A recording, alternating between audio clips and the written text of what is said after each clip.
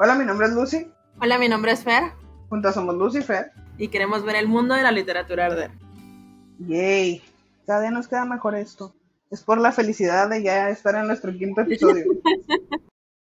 Otro día más, ensayando nuestra intro. Ya sé, es lo que te digo, en algún punto quiero pensar, espero en los dioses, que ya nada más sea cortar y pegar el intro. Es que nada más no nos sale bien. ¿Sabes qué? Deberíamos hacer una especie de votación, que las personas que nos escuchan nos digan cuál ha sido su intro favorito, en qué capítulo está, y ese lo cortamos y lo pegamos. Sí, me parece bien. Sí, hay que nos escriban en Instagram y en Facebook cuál les parece que es más decente. Yay. Sí, y de pasada que no se les olvide participar en el concurso. Santo Cristo Redentor. Ay, ¿qué te pasó? Tengo sueño. No, bueno. Ay, Dios santo.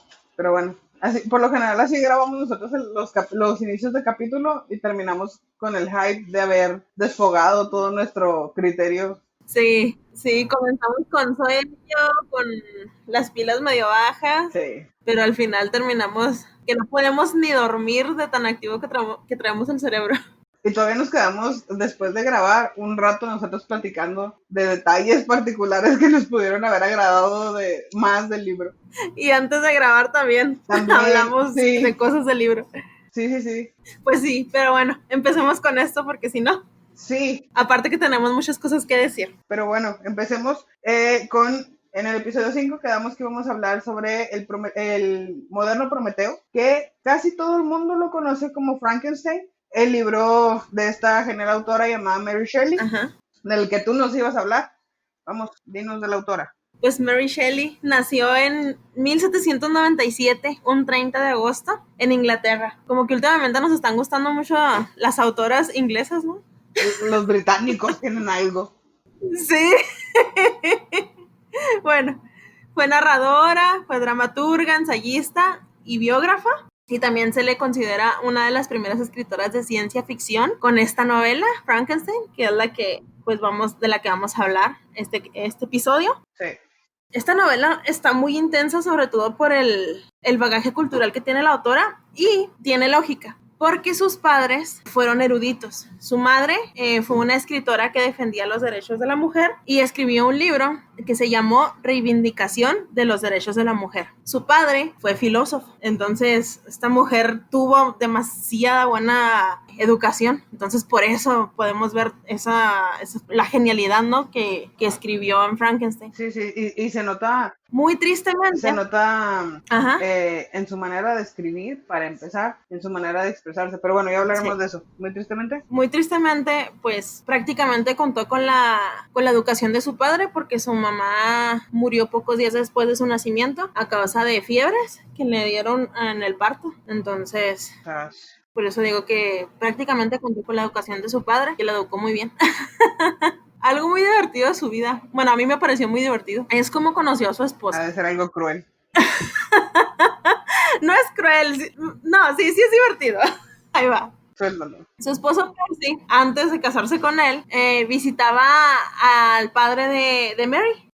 Porque pues le gustaba escuchar las pláticas que el señor le daba, ¿no? Sobre todo pues porque era muy sabio. Pero se enamoraron, pero él estaba casado y terminaron escapándose a Francia juntos. O sea, Mary Shelley fue la otra. Sí. Mírala.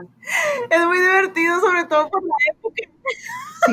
Sí. Dios santo, ¿quién lo hubiera pensado? Sí, la verdad, fue muy divertido, pero pues también muy triste, su esposo murió ahogado. Ay, okay. Y ella, poco tiempo después, muere de un derrame cerebral en 1851. 1851. Ah, ok. Aparte de ser escritora de Frankenstein, que por cierto, ese libro nació en unas vacaciones, ella muy campante, así como que, voy a escribir algo, y ahí se le ocurrió escribir Frankenstein.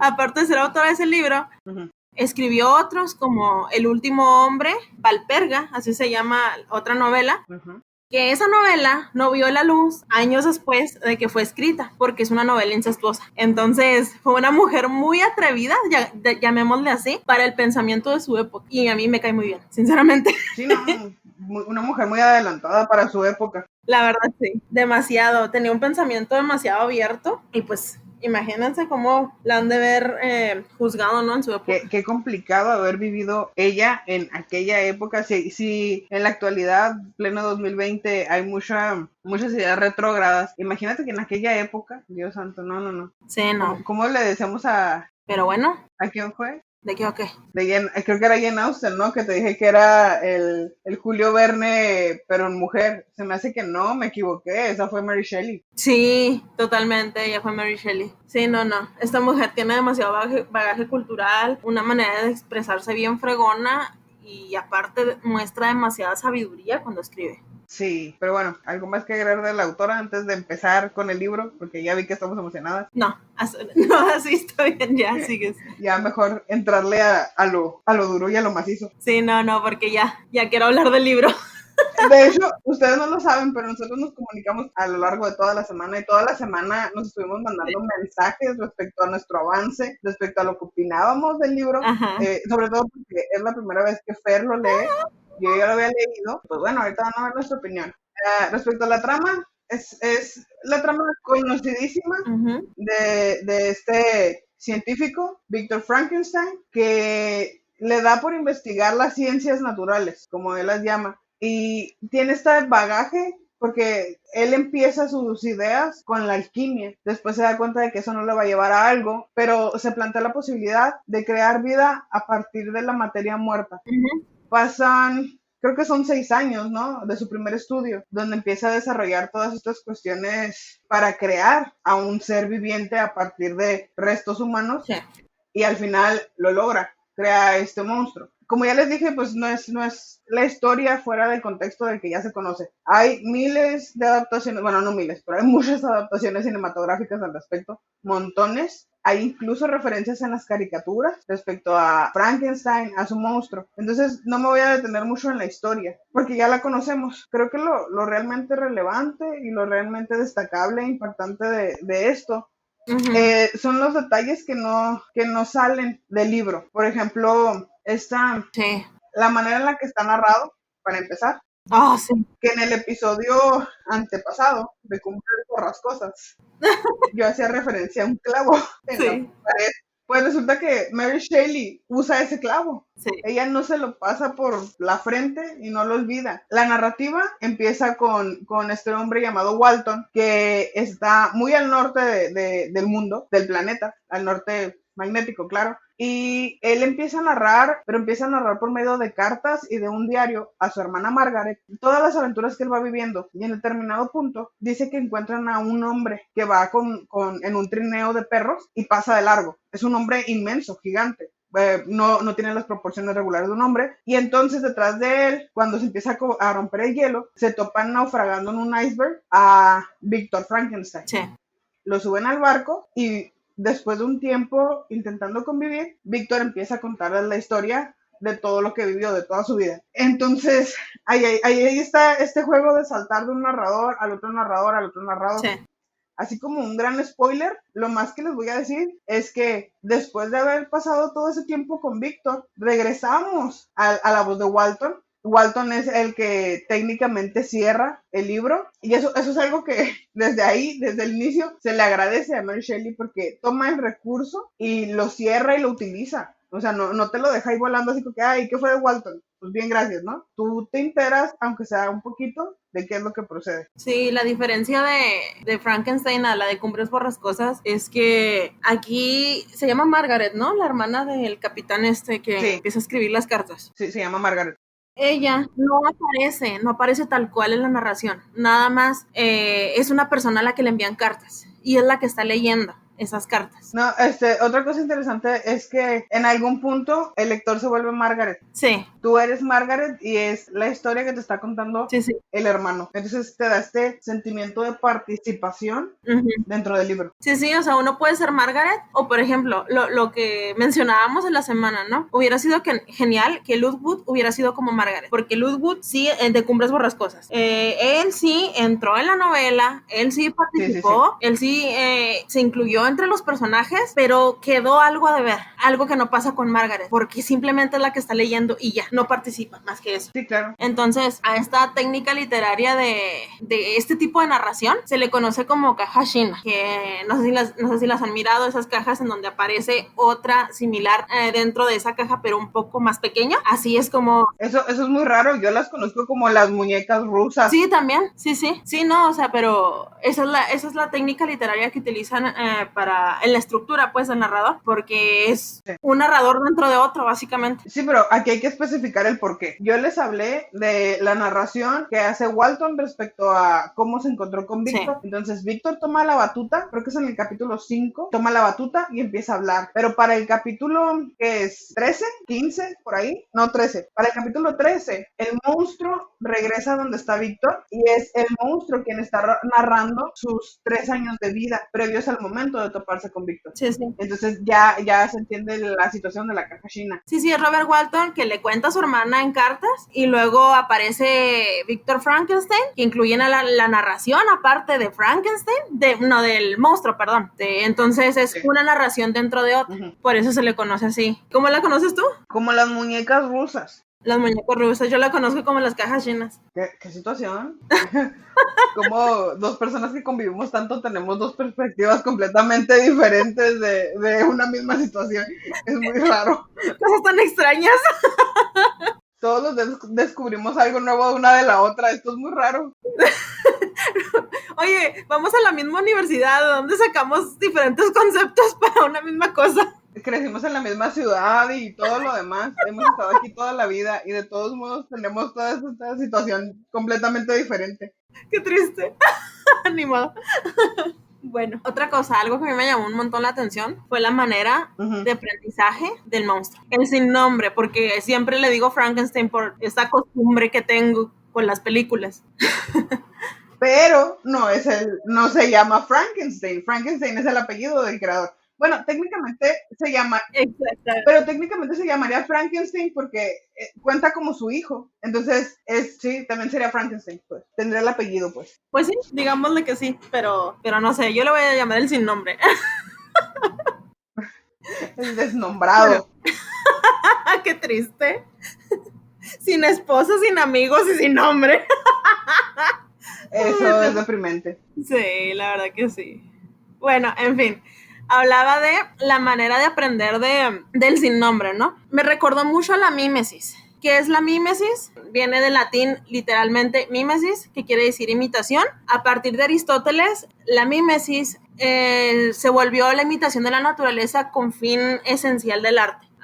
Imita la naturaleza para plasmarlo en una obra artística. Pero hay algo muy interesante y es que todos los niños aprenden por imitación. Sí. ¿Qué es lo que hizo el monstruo, el sin nombre? Cuando estuvo con sus vecinos, se pronuncia Safi y Félix. Pues acá yo tengo Ágata y Félix, pero sí, la novia que llega después se llama como Safi. Ok. Bueno, cuando estuvo con esos vecinos, no sé, a quien ya haya leído el libro, si recuerdan, estuvo simplemente observándolos y tratando de entender todo lo que estas personas hacían, ¿no? Entonces, otra cosa muy interesante, porque cuando iba leyendo, cuando yo estaba leyendo el libro, me venían muchas preguntas a la cabeza. ¿Cómo hacía el monstruo referencias bíblicas, referencias mitológicas y conocía las cosas por su nombre? Y ahí es donde entra la lingüística, ¿no? ¿Cómo aprendió a hablar? O sea, es muy, muy interesante.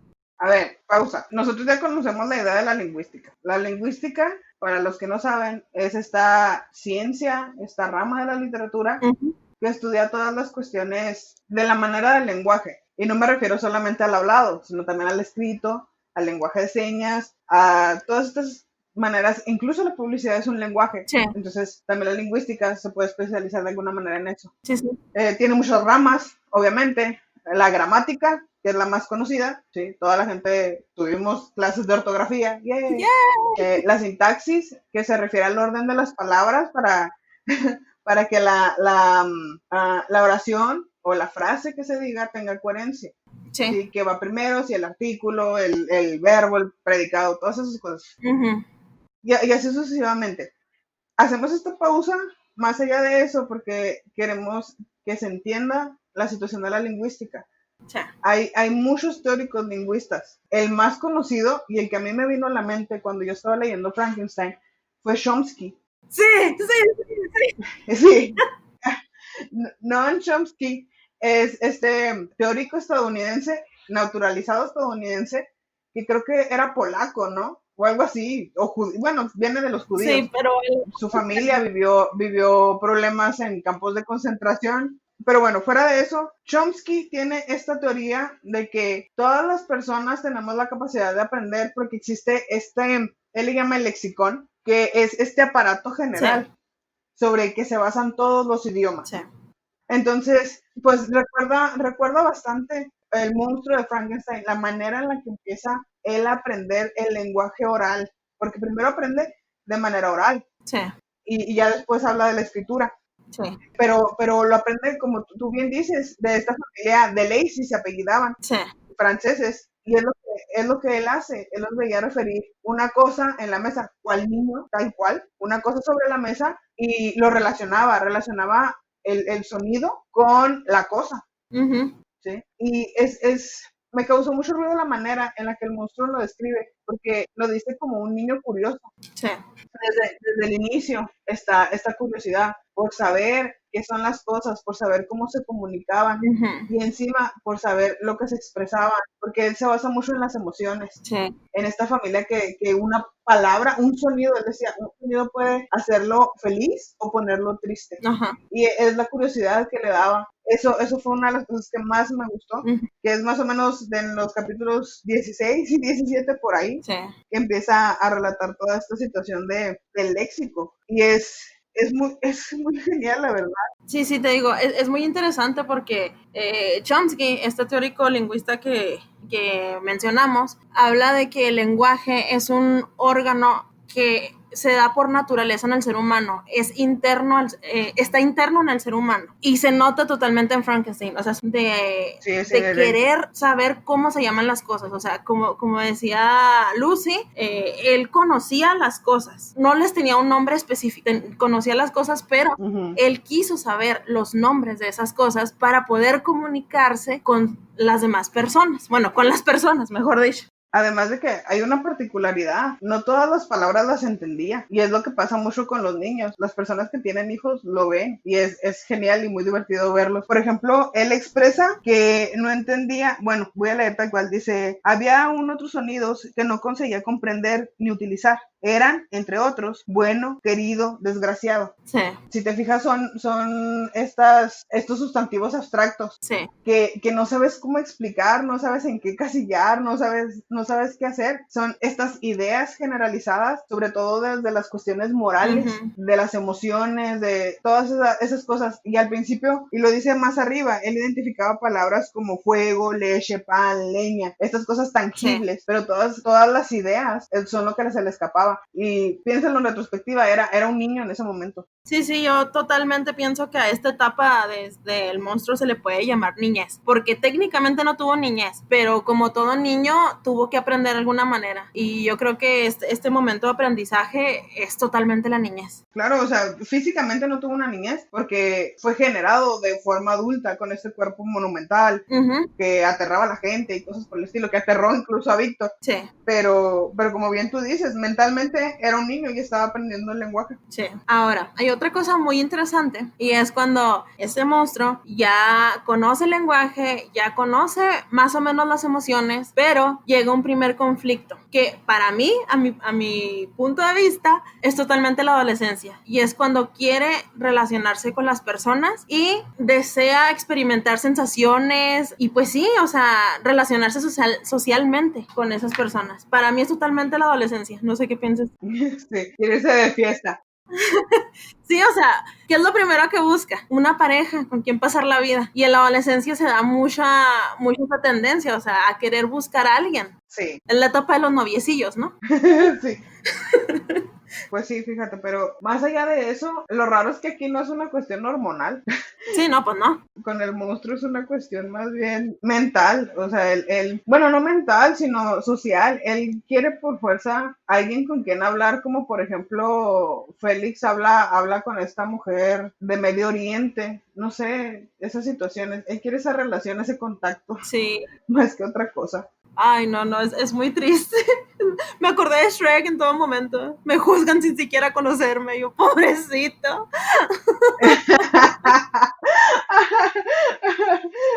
Por eso tiene tantas capas. Frankenstein es como las cebollas. Como eres cruel persona.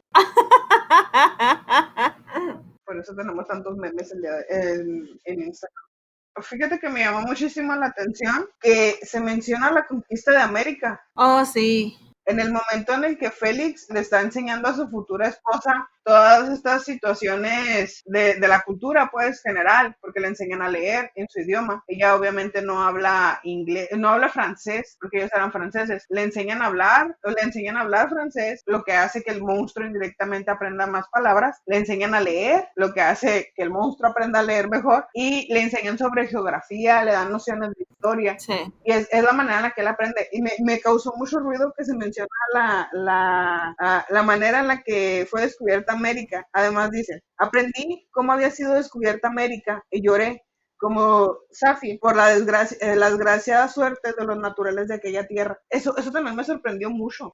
La forma en la que el monstruo ya comenzaba a racionalizar la edad de la moralidad o la edad de la humanidad. Es una cosa muy extraña. Sí, sí. No, es muy interesante, la verdad. Sí, yo también me acuerdo muy al principio, en donde habla también acerca de esta doble rebelión de la teología contra la ciencia, ¿no? Y te dice la autora que si el estudio excesivo te hace mal, dice, entonces sí es dañino para ti. Dice, si todos siguieran esta regla, y te empieza a decir varias cosas, ¿no? Y ahí te menciona que América no hubiera sido tratada como fue tratada. Claro. Entonces es muy interesante también ese pensamiento de ese autor y en la época. Sí, fíjate que no me he dado cuenta de eso, pero sí. Sí, y creo que es una cosa muy sorprendente porque uno piensa que los británicos les pasó de noche toda la situación de la conquista de América y es sorprendente ver que no en un libro mundialmente conocido encima. Para mí fue muy impresionante. La verdad, sí. Y fíjate que tengo más notas aquí en el libro. Sí, no. Me pareció también una de la intertextualidad, que ya le habíamos dicho, la intertextualidad es esta cualidad de los libros de hacer referencia a otros libros, a terceros libros escritos realmente. O sea, no también aplica para los escritos ficticios que se relacionan de un autor a otro o dentro de la misma cultura del autor. Pero, por ejemplo, aquí menciona El Paraíso Perdido, que obviamente de ahí sacó todas las referencias bíblicas que el monstruo tenía. Sí. También menciona a Werther, que es de Goethe, y Vidas Paralelas. Esa sí no sé de quién es. Lo que me causó mucha impresión es que el monstruo te hace una reseña de los libros. Toma más o menos un párrafo. Sí, sí es cierto. Sí, toma más o menos un párrafo para referirte a cada uno de los libros, más o menos de qué trata, de qué es lo que le dejó a él como lector, todas esas cuestiones. Sí. Lo que le hizo pensar, las impresiones que le causó, porque encima él lo admite como un niño lector, él admite que él tomó los libros de forma literal, como si hubieran pasado realmente. Entonces muchos de ellos, para quienes han leído El Paraíso Perdido, por ejemplo, que refiere a hay una parte de Lucifer, incluso, con el que él se identifica. Sí. Pues le causa mucha impresión. Imagínense, pues pensar que de verdad está este Dios y que de verdad está este ángel caído y que de verdad está Adán y Eva y todas estas cuestiones. Entonces, pues es impresionante la magnitud de todo esto. Pero pues sí, o sea, también hay intertextualidad en este libro y es muy genial porque eso muestra también las lecturas de la autora. Sí, sí. Y otra cosa también, o sea, creo que ya lo había mencionado antes, las referencias bíblicas y cómo él tiempo. Se identifica. Y otra cosa también, las referencias bíblicas y cómo él se identifica con Adán, ¿no? O sea, que dice, sí, me puedo identificar con él, que no tuvo una niñez, que no tuvo personas que lo rodearan, dice, hasta que se lo pidió a su creador. Sí. Dice, la diferencia que yo tengo con Adán es que yo no tengo nadie al lado mío y que mi creador no es responsable conmigo. Yo, qué fuerte, qué fuerte. Fíjate que ahí, desde la primera vez que yo leí este libro, cuando yo lo leí por primera vez, fue hace 4 años, yo estaba embarazada y fue una cuestión muy impactante ver todo eso. Ponlo desde la perspectiva de un niño normal que nace ¿cuántos bebés nacen por minuto, no? No, pues un montón. Sí, es esta idea de, más en la cuarentena, es esta idea de bueno, ¿y qué sigue? ¿Dónde está la educación, la moralidad, Ajá. el enseñarles todas estas cosas? Y Mary Shelley lo expresa sobre todo desde la cuestión lingüística, que le hubiera tocado a Víctor enseñarle a hablar, a entender estos conceptos que le resultaban complicados, a interactuar con las personas. Entonces, si lo ves desde ahí, creo que muchas veces el monstruo es más humano de lo que la gente que lo ve cree. Es tan humano que pasa por todas estas etapas de la evolución de una persona. Es este niño que no sabe hablar, que aprende a hablar y luego a leer. Es este niño que tiene que identificar el bien y el mal de alguna manera. Y luego sigue, como tú dices, quiere una relación social durante su adolescencia ficticia. Entonces le pide le pide a Víctor una hembra de su raza, especie, mutación.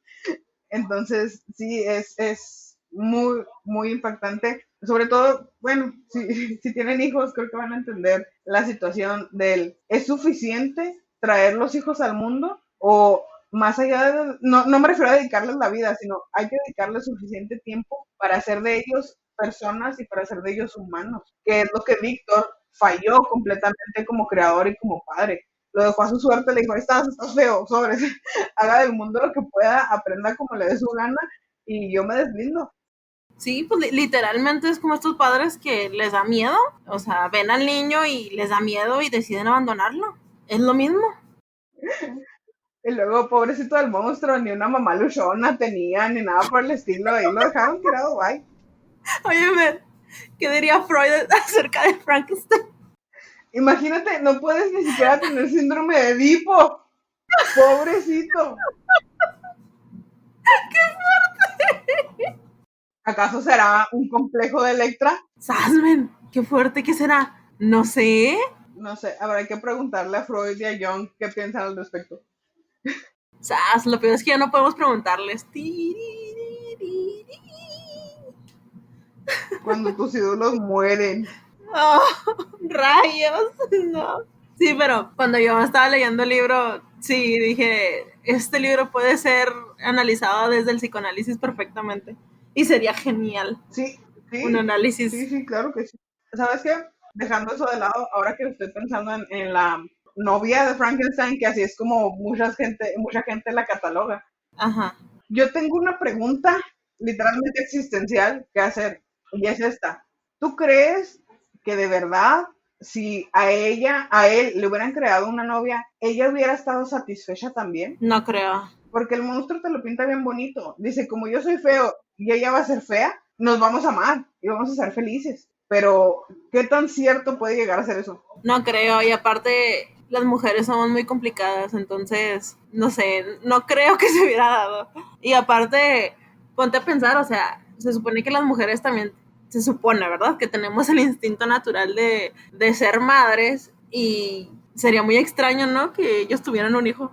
Fíjate que ya después, cuando Víctor analiza toda la situación, cuando hace primero la promesa de darle una novia Uh-huh. y después se niega, él pone este pero, él dice que ellos se van a reproducir y van a crear más monstruos como ellos. Uh-huh. Ahí yo pensé, bueno, tú eres el que pone o no pones el útero, pues no le pongas útero, hazle infértil, yo qué sé, nada más dale a la compañera. Oye, ¿sí es cierto? Sí, sí, o sea, piénsalo. Víctor se hubiera ahorrado el mundo en problemas y no lo hizo. El tonto nada más pensó, no sabes qué, ellos van a tener hijos. Y fue y le dijo al monstruo, renuncio, se acabó. Pero bueno, a mí me parece una tontería. La verdad que sí, o sea, desperdició mucho y pudo haber sido feliz prácticamente al instante. Exactamente, porque ya casi tenía terminada a la mona esta Ajá. y dijo, no, ¿sabes qué? Se acabó. Y en lugar de sacarle el útero, el tipo lo que hizo fue que deshizo todo el trabajo que llevaba un año realizando y fue y tiró el cadáver de la mujer que iba a crear Ajá. y listo. Y le dijo al monstruo que no. Y todo así de, perdón. Así como el monstruo fue infeliz por no tener una esposa, muy probablemente si lo hubiera tenido y dada esta situación que Frankenstein no le hubiera puesto el útero, muy probablemente estaría deseando también tener un hijo. Entonces, qué fuerte. Y luego iría a molestar a Víctor respecto a eso. Exactamente, entonces sería el cuento de nunca acabar, porque pues así somos los seres vivientes, no digo humanos porque no sé qué es el monstruo. Sí, y fíjate que a mí me recordó, y lo anoté, de hecho, hay una película muy reciente, creo que es del 2018, Uh-huh. que se llama Passengers. Uh-huh.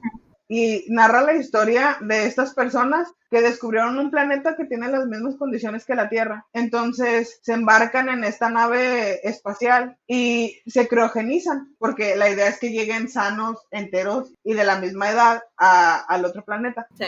Pero resulta que la nave tiene una falla y uno de los tripulantes se levanta, pero se levanta 90 años antes de que lleguen al planeta. Uh-huh. Y pasa un año él solo, pero tiene este estrés de no poder hablar con nadie. Uh-huh. Todo lo que ve a su alrededor son robots. Entonces está estresado y está molesto y se empieza a volver loco, literalmente loco. Uh-huh. Y llega un punto en el que pasando entre las camas incubadoras, ve a una muchacha de la que se enamora, que es periodista y escritora. Entonces lo que hace es que empieza a leer todo lo que ella tiene, todo lo que ella ha escrito, y se da cuenta de que a través de su escritura se enamora de ella. Oh. Y hace todo este plan macabro para despertarla, pero todavía faltan 90 años para que lleguen a su planeta. Entonces, literalmente ellos se van a morir en el camino, ellos no van a llegar y no lo van a disfrutar y no nada. Y está esta cuestión moral de, ¿la despierto aunque se muera, nada más para tenerla, por el egoísmo de tenerla conmigo? Uh-huh. ¿O la dejo y me muero yo solo? Qué fuerte. ¿Me explico? Y es en serio complicado. Y creo que Frankenstein debió de haberse enfrentado, el monstruo de Frankenstein debió de haberse enfrentado a esa idea. Si le das vida a tu monstrua, ¿qué tanto va a ser feliz ella estando ahí? Ajá, sí, es que te digo que, estaba en la adolescencia, él solamente quería relacionarse, él solamente quería, una pareja, y no se puso a pensar que así como Frankenstein lo creó a él estaba deseando otro ser que no tenía por qué existir y a lo mejor ese ser tampoco quería existir. El mismo dilema del mismo monstruo. Exactamente, sí. Uh-huh. De hecho, creo que lo expresa, pero Víctor, en el inicio de un capítulo, déjame ver si lo encuentro, acá está. Dice literalmente en el capítulo 20, empieza a analizar toda esta cuestión. Uh-huh. Y dice, el monstruo me había jurado abandonar la vecindad del hombre si le proporcionaba una compañera, pero esta no había podido hacerla todavía. Y era probable que cuando se viera siendo un ser capaz de razonar por sí mismo, rehusase cumplir una cosa acordada sin su consentimiento. Uh-huh. A lo que se refiere es a, ¿qué tal si ella no quería esa vida? Exactamente. ¿Qué tal si esa monstrua ella no quería, para empezar, no quería la vida, y en segundo, no quería esa vida tan miserable, tan lejos de la sociedad que le iba a dar el monstruo que había pedido por ella? Sí. Volvemos a la situación de la Biblia. ¿Qué tanto se quejó Eva del destierro que les dieron, por ejemplo? Exactamente. De haber penado, de haber batallado, de que Caín matara a Abel, no sé. Sí. En la Biblia no lo ponen, pero es una probabilidad lógica. Totalmente, sí, creo que Frankenstein, bueno, el monstruo, perdón, se debió haber preguntado eso. Sí, vea que es confuso. Sí, no, porque así como él estuvo prácticamente sin su consentimiento en esta tierra, pues él quería hacer lo mismo con otra persona, y pues no, tampoco es justo. Sí, y fíjate que hay una expresión del monstruo que me agradó bastante. Oye, qué monstruo tan lógico, ¿eh? Qué buenos argumentos. Bueno, en fin. Sí. No, y de hecho hace dudar a Víctor. Por eso Víctor accede a darle la novia. Porque se queda así como que, es que tienes razón, yo te creé. Sí. Y, ay, pues pobre de ti, ¿no? Sí. Sí, ese monstruo tiene más facilidad de palabra que yo. Sí, la verdad es que sí, es que ustedes no han visto exponer a Fer, es terrible. Pero bueno, le dice, fuiste mi creador sin conciencia, me diste capacidad para discernir y sentir, y luego me arrojaste al mundo en el que los hombres me odian y me temen. Ujú. Y literal eso hizo, nada más lo arrojó al mundo, en ningún momento le dijo, ¿sabes qué? Así se hacen las cosas, o no te le acercas a los humanos porque probablemente te vayan a prender fuego. O te vayan a lanzar piedras y palos y cosas por el estilo. Sí. Fíjate, eso que lo hicieron ser razonable, consciente y todas esas cosas, a mí me impresionó mucho, porque como ya mencionó Lucy, yo no había leído este libro. Entonces, la idea que yo tenía de Frankenstein, Sí. bueno, del monstruo, era un ser que fue traído a la vida, pero que no tenía ni sentimientos ni razón. Entonces, cuando yo leí el libro... Era este monstruo clásico de destripar y matar. Exactamente. Entonces, a mí me impresionó un montón. Y dije, no puedo creer que este monstruo tenga esos argumentos tan lógicos y tan bien fundamentados, de verdad. Sí, o sea, el monstruo bien podría haber sido abogado, es un hecho. Sí. Porque razona de manera gloriosa y no sé, hubiera ganado juicios. Yo le daría todos los juicios del mundo.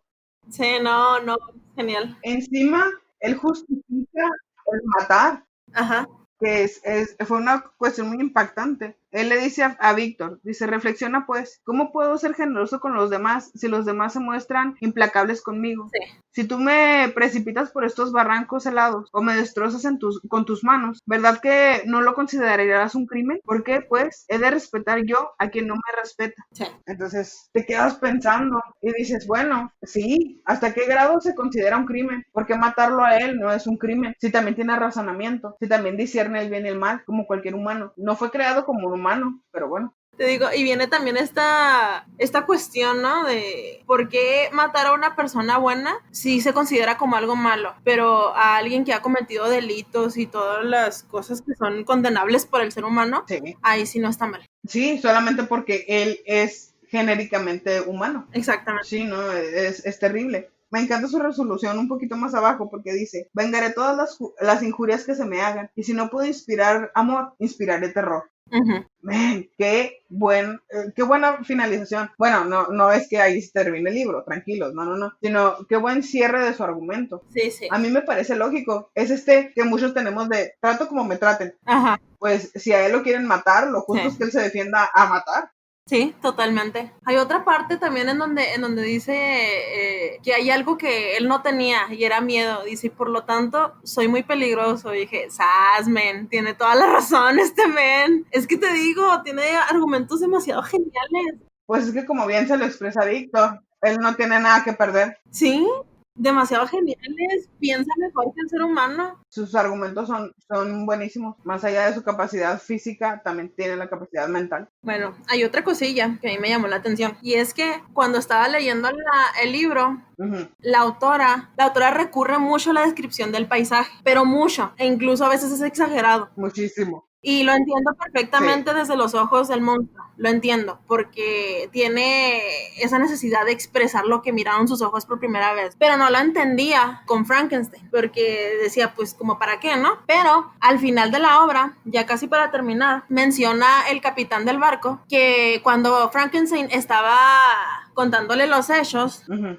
Frankenstein miró que él estaba tomando notas, el capitán del barco, y que le dijo, préstame las notas, y él las editó. Eso se me hizo bien interesante. Entonces fue cuando yo dije, o sea, ¿quién las editó? Frankenstein editó las notas. Oh, ok, ajá. Entonces fue ahí cuando yo dije, tiene totalmente la lógica del mundo que la descripción del paisaje fuera tan exagerada, porque ya en ese momento él estaba en un momento en el que extrañaba todo y quería que regresara, o sea, ese anhelo, esa añoranza. Dije, entiendo perfectamente este libro y estas descripciones, es genial. E incluso llega a esta especificidad de querer darle realismo. Sí. De decir, mira, el paisaje era de esta manera, para que tú de verdad me creas lo que te estoy Ujú. diciendo, de que no es un cuento chino, de que de repente descubrí la fórmula Sí, sí. de crear vida. Entonces, también puede funcionar de esa manera, pero sí, sí es esta. Y de hecho, en todo el libro se nota la nostalgia que tiene Frankenstein, sobre Sí. todo de su lugar natal, una y otra y otra y otra vez, pese a que está en Inglaterra, pese a que está en todos estos lugares viajando, porque tiene la capacidad económica y porque quiere aprender y porque quiere saber más cosas para poder darle vida al segundo monstruo, se concentra en, sí, pero es que no se comparan a las montañas de mi casa y no se compara al verdor de mi casa y no se compara y no se compara. Es una cuestión muy Sí, repetitiva. no, pero sí me quedé así de wow, es que, o sea, un personaje editando sus historias, fue la onda. Creo que nunca se había visto bueno, yo nunca he leído hasta el momento de hoy en un personaje que edite él mismo la historia que acaba de narrar. No, Tienes razón, tienes muchísima razón. sí, no, me impresionó mucho y Sí, fue genial, sobre todo porque a mí me gustaría ser editora y dije, ay, Frankenstein, ya me ganaste. nos ganó el changarro, rayos. Ya, qué triste. Pero bueno, a los 53 minutos, según mi grabación en la computadora, pongámonos serias. ¿Puede o no puede considerarse un clásico? Yo digo que sí, sobre todo porque se le considera uno de los primeros libros de ciencia ficción y aparte Sí. trata temas muy pesados como la vida y la muerte. Entonces son temas. O la moralidad de crear la vida. Sí, ya lo he dicho otras veces. Muchas de las obras que son clásicas se mantienen ahí por la temática que tienen, ¿no? El amor, la locura, todo ese tipo de cuestiones son fundamentales. Y la vida y la muerte, pues obviamente lo van a hacer con más ganas, ¿no? O incluso la vida después de la muerte. Sí. Que es todavía más impactante. Te digo, para mí sí es un clásico y creo que va a durar ahí mucho tiempo. Si no es que siempre. Aquí hay una particularidad. La semana pasada yo me quejaba de que El Coronel no tiene quien escriba, no puede ser un clásico mundial. Puede ser un clásico en Latinoamérica mientras la situación en la que estamos continúe. Uh-huh. Una vez que la situación se normalice o una vez que las cosas mejoren, sin duda la gente va a empezar a olvidarlo. ¿Sí? Sí. Entonces, por ese lado, me parece que El Coronel es este clásico específico. Sí. Pero con Frankenstein no me pasa lo mismo. Siento que este libro es un clásico mundial. Claro que sí. Porque, para empezar, está esta cuestión de que se adelantó un montón a su época. Sí. Ella estaba hablando de ciencia positivista, de ciencia comprobable. Sí, totalmente. ¿Sí? Que para los que no sepan sobre el positivismo, es esta corriente científica que propone que todo tenga, además de una hipótesis, una manera de experimentarse y de comprobarse. Todo con la experiencia. Que es el mundo en el que vivimos ahora. Y Mary Shelley lo reflejó, sí, y Mary Shelley lo reflejó desde aquel momento. Sí. Entonces es muy, muy genial leer que se necesitaba esta prueba factible de que las cosas se podían dar. Eso fue lo primero que me impactó. Y más allá de eso, está esta cuestión que yo ya lo decía, moral. ¿Hasta qué punto los padres, los creadores, sí, porque también hay otro tipo de creadores, están las personas que crían a los niños, aunque no sean suyos, las personas que los adoptan, por ejemplo, hasta qué punto son responsables del ser que crearon o que trajeron al mundo o que están criando? Sí. ¿Qué parte les corresponde a ellos? Al menos en México se nota mucho y se ve mucho que las personas deslindan esa responsabilidad a los profesores. Ahora con lo de la cuarentena lo hemos visto, pero muchísimo. Sí.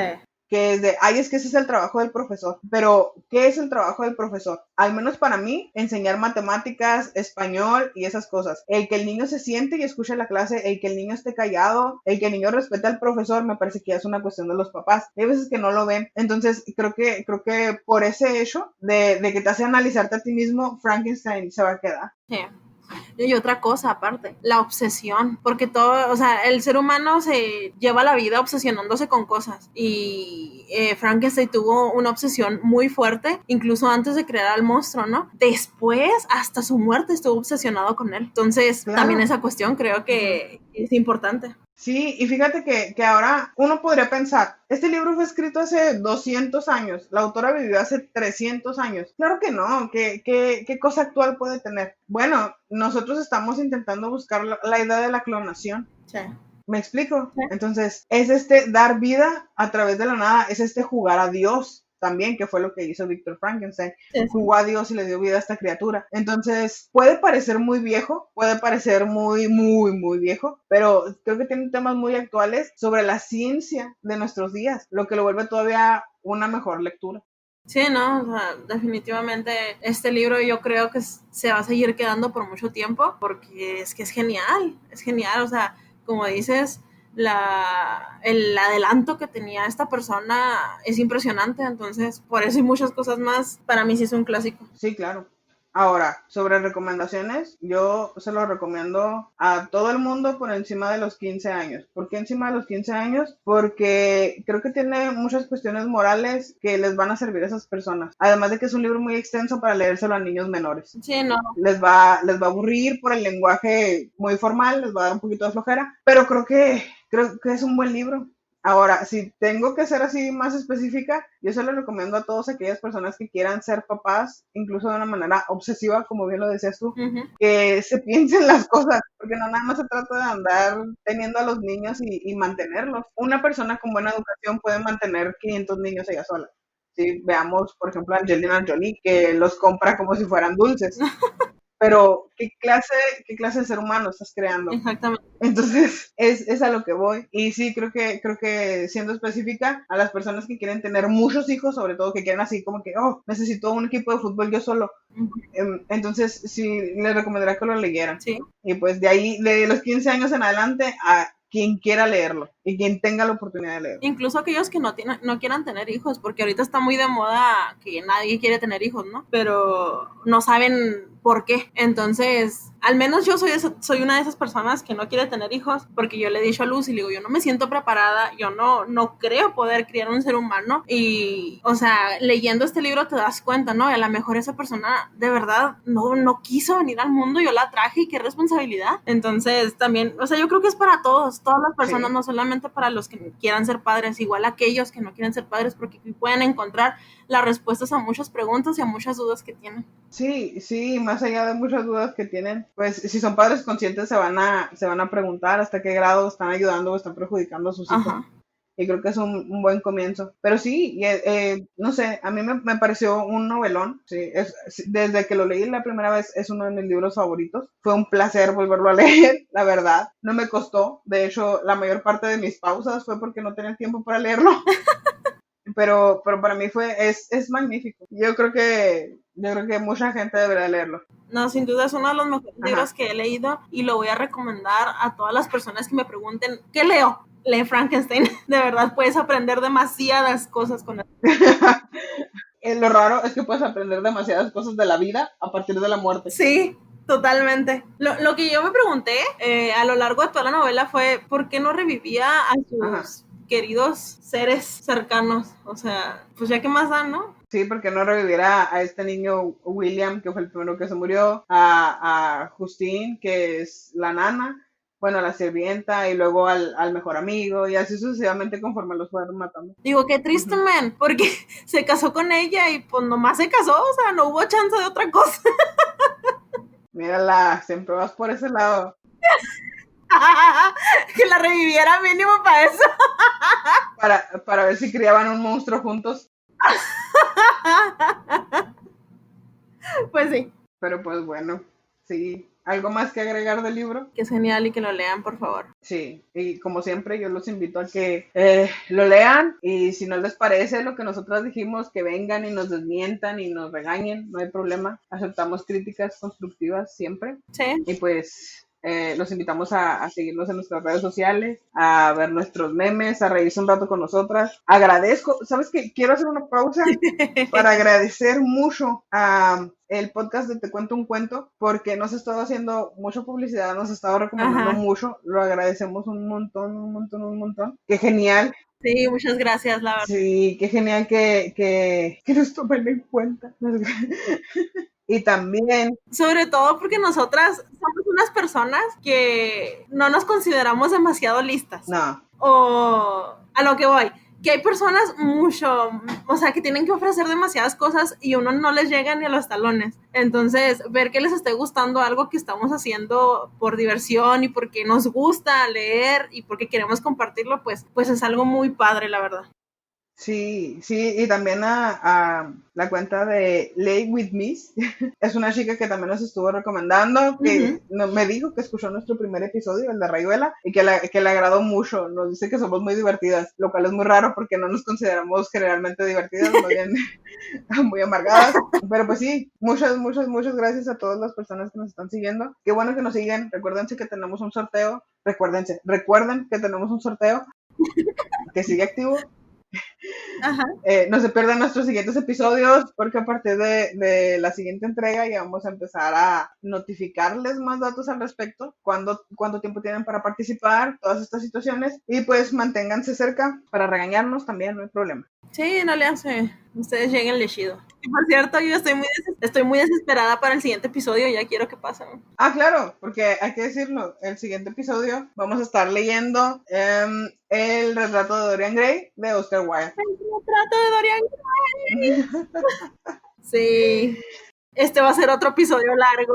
Prepárense. Sí, esperemos que en la edición no quede tan largo, pero sí, promete longitud. Pero bueno, Yo fui Lucy, yo fui Fer juntas somos Lucifer. y siempre queremos ver la literatura arder. ¡Yeah!